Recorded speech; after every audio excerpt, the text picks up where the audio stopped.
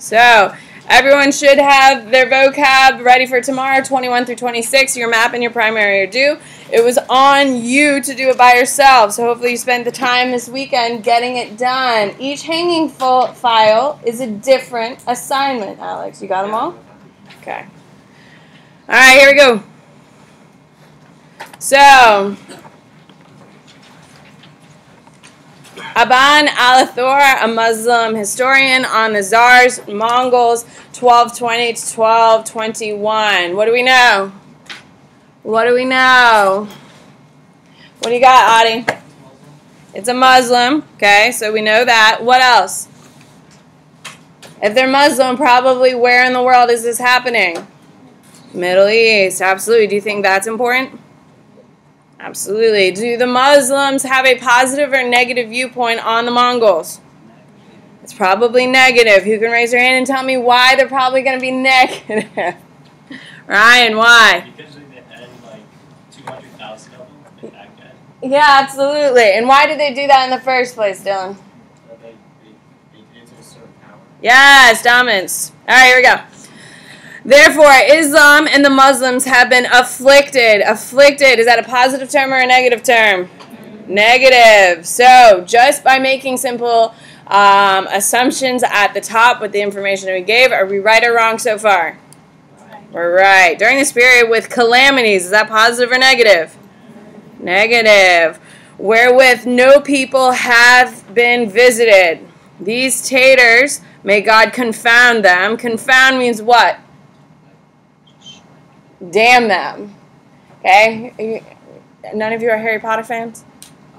There you go. Confounded curse. Yeah. Came from the east and wrought deeds which horrify all who hear of them, and which you shall, please God, set forth in full detail in their proper connection. So he's doing what here? He's damning them, correct? He's damning them. And of these was the invasion of Syria by the Franks. The Franks are from where? Where? France, Europe, absolutely. So, is this the first time we're seeing Europe become a dominant force? Hello? So, the Middle East is being attacked on two sides. Is that a concern? Okay, so they're getting attacked on two sides. The invasion of Syria by the Franks, may God curse them, out of the west, and their attack on Egypt and the occupation of the port of Dalmatia. So the Franks, are they formidable or not? They are absolutely formidable. They are definitely a threat. For the first time, we have a threat coming out of Europe. That's a big deal. So that Egypt and Syria were like to be conquered by them, but for the grace of God and help which he versouched us against them. So did the Franks win or lose? Franks lost, but it was close. Would you agree? As we have mentioned, under the year 614 AD, of these, moreover, the sword was drawn between those who escaped from these two foes, and strife was rampant, as we have also mentioned, and verily unto God do we belong, and unto him do we return. So, is the Middle East doing well, or are they suffering? Middle East is suffering. We ask God to vouch victory to Islam and the Muslims, for there is none other to aid, help, or defend the true faith. But if God intends evil to any people, naught can avert it, nor have they any ruler to save them. As for these taters, their achievements were only rendered possible by the absence of any effective obstacle. What are they saying here? What are they saying here? What do you got for me? Bronson. As for these taters, their achievements were only rendered possible by the absence of any effective obstacle. What are they saying? Well, is it a positive thing or a negative thing? It's a negative thing. Carlotta, what are they trying to say? About like like there was no one like powerful enough to stop them, so they just continued to. So are they? Is it a dig or is it praise? Are they insulting the Mongols or not? Well, they're kind of saying that they're like really good, but they don't like. Are they saying that they're really good? Are they saying the Mongols are good? Abby? No, they're saying like we're only good because no one was like. Yes! They won because no one else was there. Was there to fight. So, are they saying that they're really talented warriors? No, they're saying, well, no one was around to defend them, no one powerful, so, like, it's not really that impressive. And the cause of this absence was that Muhammad, sure, had overrun the lands, slaying and destroying their kings, so that he remained alone ruling over all these countries. Wherefore, when he was defeated by the Tatars, none was left in the lands to check those or protect those, so that God might accomplish a thing. What is he saying in this part here? And the cause of his absence. What is he saying and why is he saying it? What is he saying and why is he saying it, Alex? So he's saying that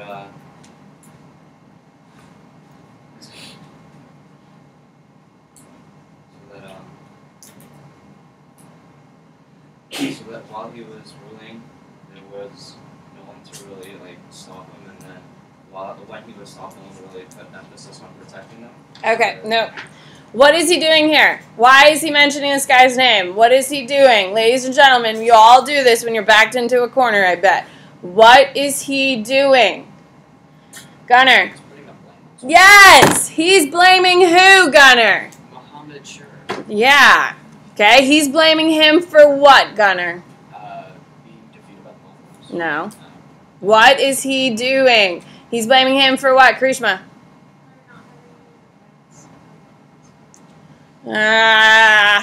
Abby. Destroying all of the power in the Middle East, right? And because of him, what happens, Abby? Because of Muhammad, yes, he weakens. What's up? You get caught in the water? Yeah. Me too, man. Yeah, believe me, it took me 35 minutes to get to school. He weakened all of the Middle East.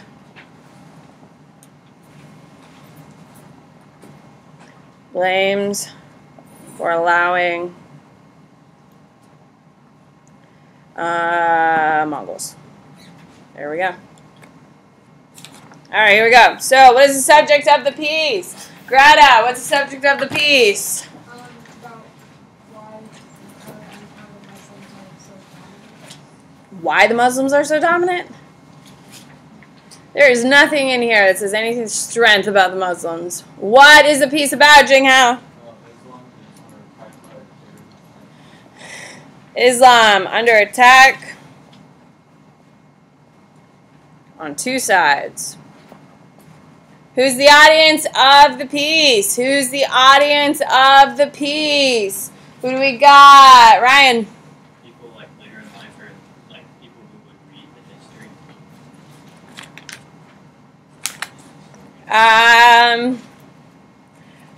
Yeah, I would say Muslims in the future, right? Why would we say Muslims in the future, Ryan? Okay, yes, because he's an historian. Okay, but what else is he trying to justify? He's trying to justify the loss against the Tatars. That's they didn't have any. There you go, he's justifying. So what is the purpose of the piece, Cade?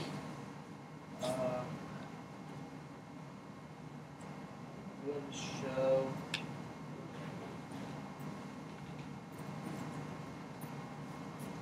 Oh my god, guys. Adi, help him out. He wants to like show why they lost the Mongols. Okay, show why the Muslims to the Mongols. Okay, who's the speaker, Walker? Called on a lot of boys. We're done with boys for a while. What? Ivan al-Fakir. Okay, why do we know about him? Why do we care about him? Who is he? Is it Muslim historian? Yeah, so does that affect his point of view? Do you think the United States is great, Walker? Yeah. Why? Historical bias. Historical bias, absolutely. Personal bias, would you agree? Yes. You probably think the country you live in is pretty damn great, yes? Okay? That's part of the whole thing. So if he's a Muslim historian, who does he think is pretty damn great, Walker? Muslims, absolutely. So is he going to see them as a victim? No. If the Mongols come in and take over, is he going to see the Muslims as a victim? If China came in right now and took over the United States, do you think we'd see them we'd be a kind of a victim to Chinese harassment? Yeah. Absolutely. Same thing. Muslims see the Mongols as destroying them. Miss Bennett? Yes. No problem. Go see Miss Mel next time, please. You can check my video. I'm recording it right now. All right. What is the point of view? What is the point of view? We just started talking about it, me and Walker. So who can pull it together? Carlota. So a Muslim historian wrote this to, I guess, influence later points of view. Okay, but what is that point of view? Say something. Muslims were the victims to the Mongols. Okay, Muslims are the victims of the Mongols. Okay, who can put a pretty bow on it, Callie? What is his point of view? Why is he writing this piece when he wrote it?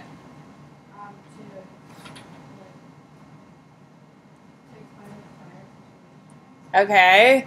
Guys, who does he keep talking and referencing about throughout the whole damn piece? God. So how does God fit into this whole thing? Why would he keep referencing God when he's talking about the defeat? Why? Zheng Hao.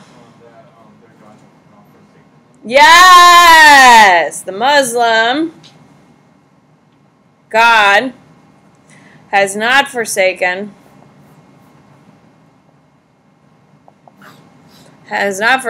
them, but it is specific situations that has caused their collapse. There you go. Tone. What's the tone, Elizabeth?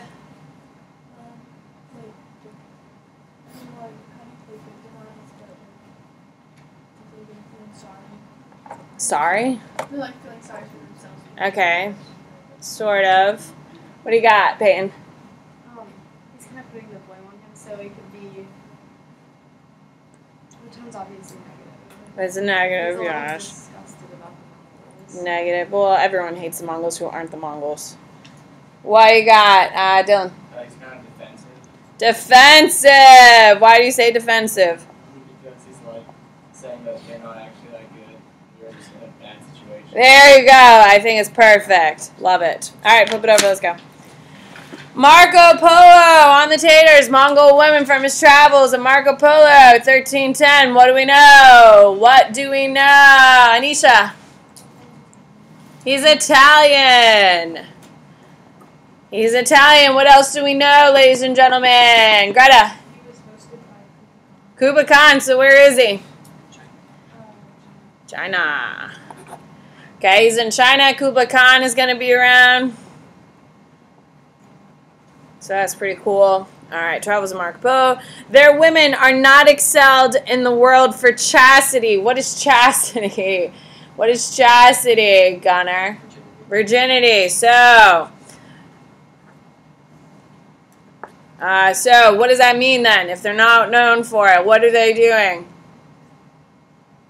They're just like going around. I'm sorry, are you going to use academic language or are you going to throw that around? Anisha, help them out. Huh?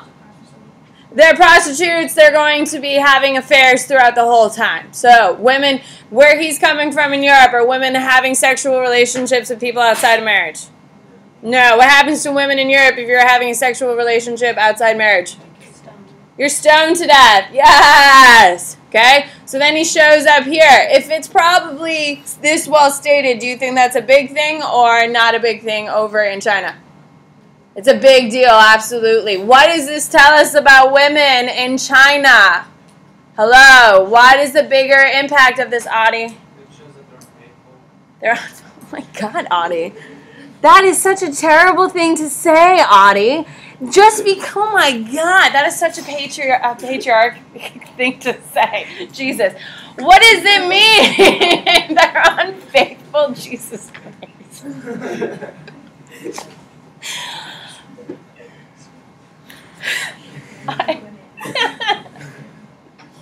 That's such a hateful thing to say about women. Women have sex, Audie. I don't know if you noticed. Okay, so what is this saying about women in China? If women in Europe are getting stoned and women are just known for having sexual relationships outside of marriage, that doesn't mean they're cheating on their husbands, Audie. This means maybe before marriage, you know, that little time period, you know. What do you got, Karishma? Yes, they have more freedom. Women, more freedom. Jeez. Oh my God, that's fine. All right, so they have more freedom over in East Asia. All right, so indecency. When we say decency, what does that mean? The women are not excelled in the world of chastity and decency. What do we mean, Jamal? They don't really conform to like normal standards. Okay, what's his normal standards? European. Don't conform to European standards. So what does that probably mean? They show more flesh. Remember, at this point in Europe, we're in the Middle Ages, so women were covered from wrist to chin. From chin to ankle. If you saw my ankles, gentlemen, you would swoon in delight because it would be so scandalous. And my wrist, woo! Oh my gosh, things would get wild in here. You can see my ankles and my wrists. Okay, do you think that's happening in China?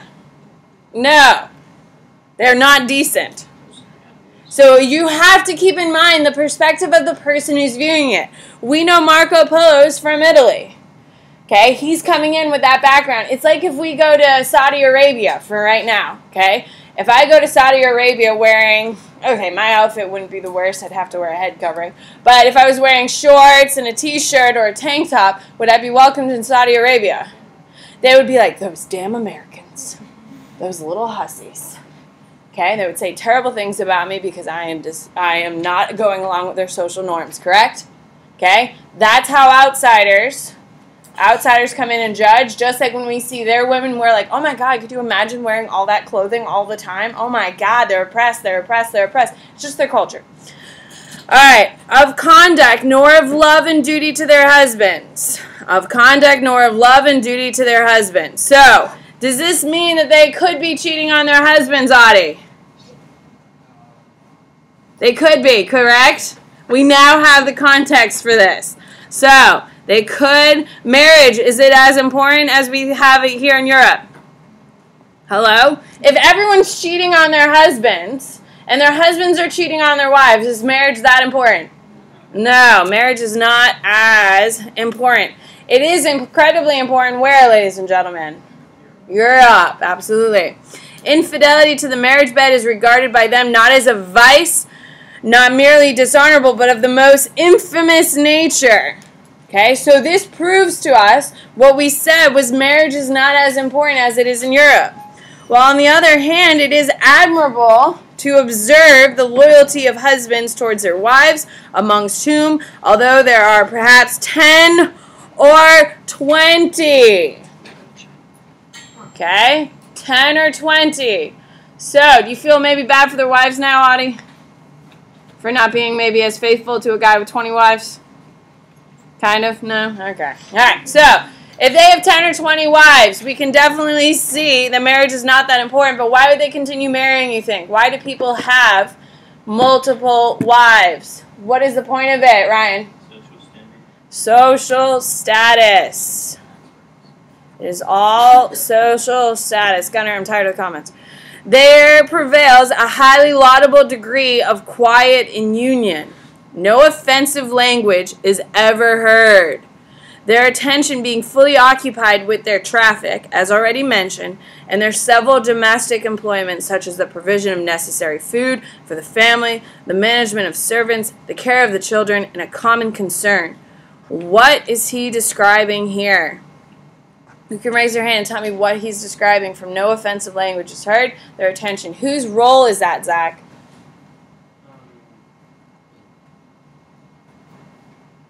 Whose jaw is that? Guys, come on. I need you to think with me. We got to move faster. Jamal. The women. So, does this put them in a high standard or a low standard, Jamal? High standard. It puts them in a high standard. If doing all of this puts them in a high standard and them sleeping around no one cares about, what does that tell you about women? Is a women's sexual relationships matter nearly as much as they do in Europe? No. Women have a lot or little freedom under Mongol China.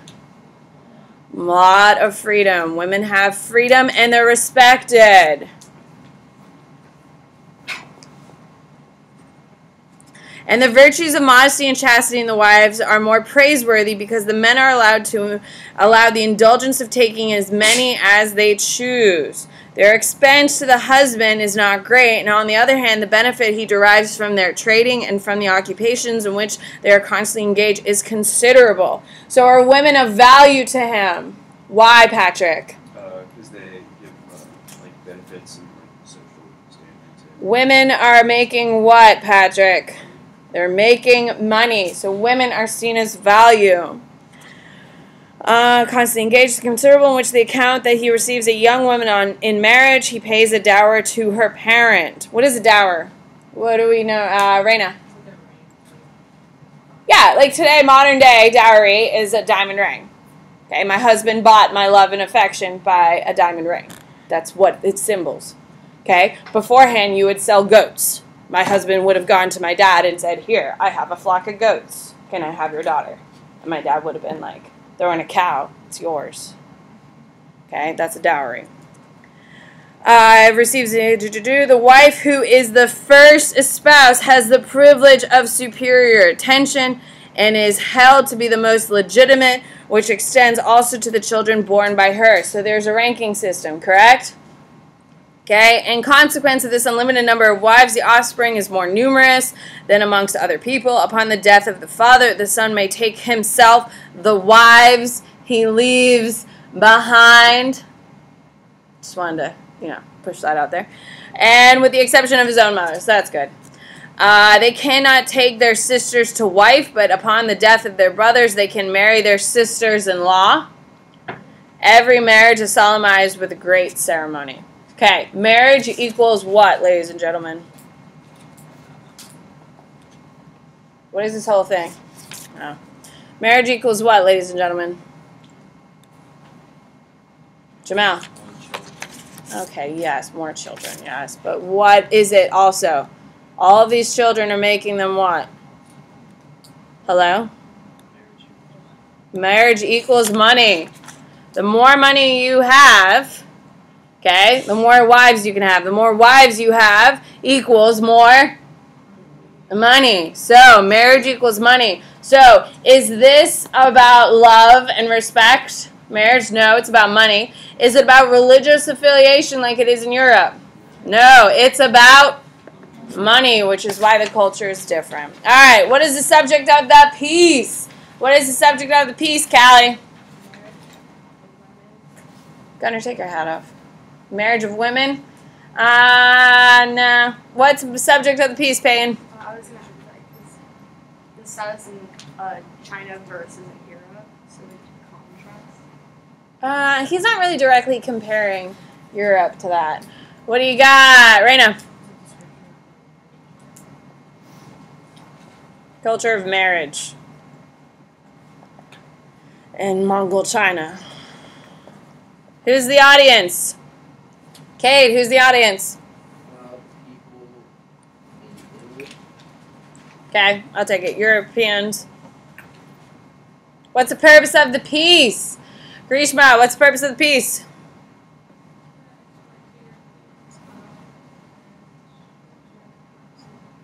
No. What is it? Patrick? Oh, I was going to say to inform and document. Inform and document. For marriage customs. No. What's the purpose of the piece, Sarah? Oh, you just got here. That's kind of rude. Caroline! Just gonna explain like what the woman's purpose is. Shows the oddity. Would you think he'd think it's weird? Oddity of women and their valuable role in Mongol China. Don't you think you'd find it weird? Women are highly respected. Women are able to have affairs outside marriage. Women are making crazy money. The more wives you have, the more wealth you have. The more wives you have, the more wealth coming in the door. Like, this whole thing would be so confusing. Because in Western Europe, they're diehard Catholics. Technically, today in the Catholic Church, if you get a divorce, you can't go to heaven. Technically, still in the Catholic Church. So do you think in 1310, the Catholic Church is going to go lighter on all this stuff? If you have sex before marriage and you're a Catholic, you're going to hell. So, like, all of these things, if you have multiple wives in Catholicism, you're going straight to hell. So do you think as a Catholic boy going to China and being like, what the hell is happening? Okay, he's going to be very confused. What is his point of view? What is his point of view, Alex? Why is he you? That's Munson. You're Alex. He's like documenting. Yes, he is documenting. He did write a book. But what is his point of view? Why is he writing it when he wrote it, Alex? He's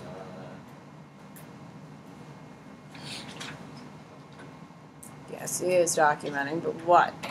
Guys, it is his opinion rolled up into what he's writing. What is his opinion on the matter? Zach. He's really surprised by the difference in culture. Okay, so he's a bit caught off guard. Okay, he caught off guard due to the vast differences between East and West. What else? Is it a positive or negative view? Is he positive or negative about it? Flip it over and look at the words he uses to describe the women. Flip it over. Is it positive or negative? Is it positive or negative, Bronson? Negative. Why would you say that? What are you citing as evidence? He said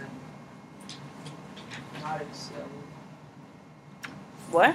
Not excelled? Okay. I think there's more inflammatory language here. Callie? It says that you're not excelling taxes, which would have been, Something women are praised for in Europe. Okay, but what is the real slanderous terms? Audie? He's just infamous. Yes, and what does infamous mean? It's like not good. Okay, it's not good, but it means you're famous for a bad thing, correct? Okay, all bank robbers are infamous. You're famous for a bad reason, okay? So, is he negative or positive about these women? Negative. What is the tone of the piece, Munson? I'd say like shocked, surprised. I'll take a little shocked. Okay, I mean, this would be a huge paradigm shift from what's happening in Europe. Okay, Zach? Maybe a little bit disgusted. What are you using to say? It's just like, 'cause this is such a big shift and all that. It is a big, but he doesn't use too much inflammatory language. If he was calling them disgusting and like all this like crazy adjectives, then I would say disgusted. I think he's definitely shocked. Raina? So confused. What do you got, Jamal? curious. I think he's just like totally like enthralled by it, right? I mean, the man goes into a lot of details, which means he knows. He asked a lot of questions, right? And he seems to maybe have experienced some of these women on his own, don't you think? There's a rumor that... Never mind. Anyway, so, shocked, and, like, completely... He loves it. So, curious. I'm going to draw a little heart. All right, take out your notes. Let's go. Let's go. We got to transition. You need me. Let's go. Alright, you can raise your hand and tell me where we left off. Come on, let's go. Jamal, where we leave off, man? Mongol rule in China?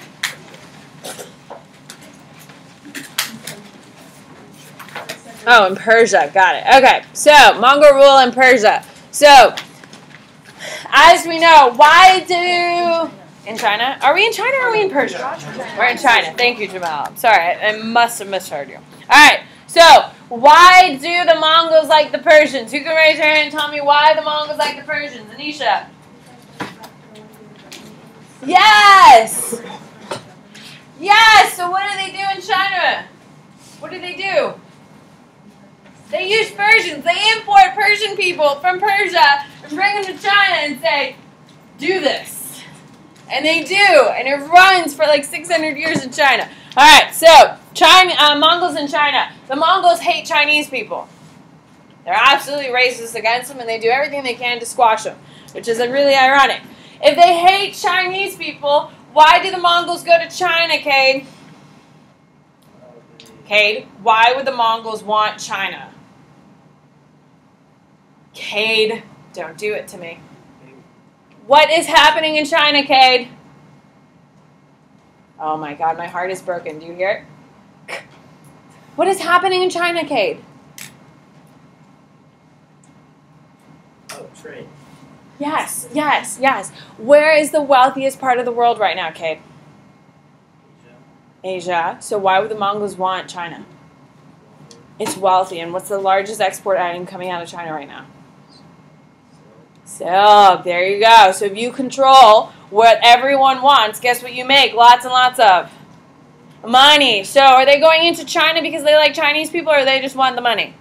They want the money. There you go. So when we talk about China, they're going in specifically for their money. They're going in and they're suppressing the Chinese. Okay, they're discriminating against them. If you're Chinese, you can't marry a Mongol. You can't speak the Mongol language. Okay, we're also seeing that they're going to be religiously tolerant. Why are the Mongols religiously tolerant? Why does it make sense? Why does it make sense, Peyton? They don't care about religion. They don't care. Why are they there in the first place, Peyton? To make money. So why the hell do I care what you practice and believe? As long as you don't stop me from making money, I don't care, and that's the Mongol way. So the Mongols and Buddhism, okay? Buddhism is going to become very popular in China during the Mongols. Why would Chinese people pick up Buddhism during the Mongol time period? Anisha. No, trade. Trade's kind of, the Mongols are taking all the money from trade. Why? It does talk about suffering. I would make a note. Chinese people adopt Buddhism in a crazy fast rate during Mongol takeover of China, because it talks about how suffering is inescapable. Okay, the Four Noble Truths, yes. Okay, you cannot avoid suffering. Suffering is part of it. You can just embrace it. Makes a lot of sense if you're Chinese people right now in China with the Mongols hating on you. So we're going to see that. All right, so long distance trade is going to be becoming a big thing. We're going to see the Mongols, I would write this down, put a star next to it. The Mongols increase worldwide trade. The Mongols increase worldwide trade for two major reasons.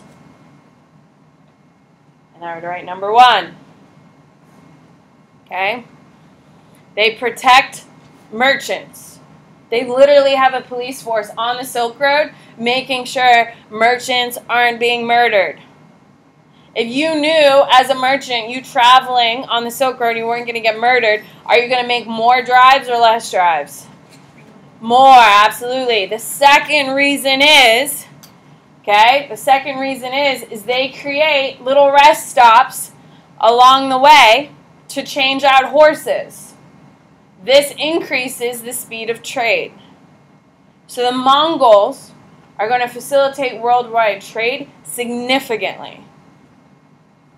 A third reason is the entire Silk Road is maintained by the Mongols. Why is that a big deal? Who can tell me why the fact that the Mongols control the entire Silk Road makes it more effective? Dylan. Sometimes they would Yes. different governments would, and if you're going under one government, it's like less hassle. There's less of a hassle. Everything is the same. It's just a go, go, go, go, go. You're not paying tariffs. You're not paying taxes. You're just going. That's a huge increase. Okay? All right. So, the decline of Mongols in Persia. Okay, the Mongols are going to hold on to Russia and China the longest. Okay? So, the fact that the Mongols collapse in Persia is because they overspend and they have poor tax returns. Okay? Now, they try to replace metal with currency. It fails because the Mongols aren't really known for their government intrusion and stuff like that. Factional fighting. Okay? The Mongol rule collapses. First thing, the only real big thing you need to know is that they didn't implement paper currency well. Paper currency fails. Achaemenid of Persia is the first one to collapse. Okay, China is the Yuan dynasty is going to collapse as well. Okay, they spend bullion that supported paper currency. What is bullion? No one's heard of that term? It's gold. Bullion is gold, guys. It's your bricks. People who deal with gold bricks all the time, they're like, oh man, look at all these gold bricks. Call them bullion. All right, anyway. So the Mongols spend the bullion that support paper currency. It's like if the U.S. government started spending all the gold that's in Fort Knox. Is that a good thing for our government or a bad thing? Bad thing, absolutely. It causes inflation. People lose confidence in paper money. Prices rise. Okay, the bubonic plague starts in China. That is going to cause the collapse of the Yuan dynasty. Why does the bubonic plague cause the collapse of the Yuan dynasty? Why, Zach? It kills a lot of people. And what can't the Mongols stop? They can't cure the plague, so are people going to trust the government if you can't be protected from it? No. So what happens to them? They collapse. Okay? So the final nail in the Mongol ruling in China is going to be the bubonic plague. Okay? So because people are upset that the bubonic plague is spreading everywhere, we're going to see they're going to be killed and drawn out. So what's going to happen is you're going to see the Mongol, the rest of them, remember there's 5. So the Persians fall first. The Yuan falls mostly because of the bubonic plague and they overspend their money. The other one's the Golden Horde, which is where? Russia. That's going to continue. And it continues until the early 1800s, which is insane. It continues. It's the longest lasting one. Central Asia, it really kind of doesn't die out. Today we have Mongolia there. So it kind of still kind of kicking it. All right, are we ready to transition to the west? All right, Tamerlane, the conqueror. He, Turkish conqueror of Timur, okay, also known as Tamerlane. Okay, he united Turkish nomads. He's going to be one of the big reasons why they fight. He builds the capital of Samarkand. All you need to know is that he exists. Okay, he conquers the territory post-Mongol collapse. Post-Mongol collapse. So, when the Mongols collapse in Persia, I think we can all agree there's a power vacuum, yes? Okay, and Tamerlane is the one who comes in and is like, ah, oh, hell yes, let's unite, and he does. Okay, so, alright, so Tamerlane's heirs, okay, poor government structure, eventually they are going to crash. Alright, the Ottoman Empire, as we know, is where we'll pick up. Okay, can I just finish Ottoman? Okay, so the Ottoman Empire is going to, they're the ones who are going to defeat, obviously, the Byzantines. What year does the Ottoman Empire take over Constantinople? I told you needed to know it. What year does Ottoman Empire take over Constantinople? 1453. You need to know that date. I would write it again. Ottomans defeat the Byzantines officially in 1453. Guys, it's a big deal because they last until 1917. Okay, so the Ottomans are there. They take over. Okay, they get local support. They capture Constantinople in 1453 by the Sultan Mehmed II. You need to know his name. 1453, the Ottomans defeat Mehmed II and rename the city Istanbul. Why is that a big deal, ladies and gentlemen? You can raise your hand and tell me why the fact that they name it Istanbul in 1453 is a big deal. Tristan? That kind of shows the religious. And what else about it, Tristan? Who rules it. Why else is the renaming of Constantinople Istanbul a big deal, Callie? It's still that name today. It's a if you fly to Turkey, you're going to fly into Istanbul. Okay? So Mehmed II is the guy who conquers Constantinople. He renames it Istanbul. Officially, Constantinople transitions from what religion? To Islam. There we go. All right. So tomorrow, I got a ton of content I got to cover tomorrow, ladies and gentlemen. Oh, we're talking about bananas tomorrow. Oh, period 3.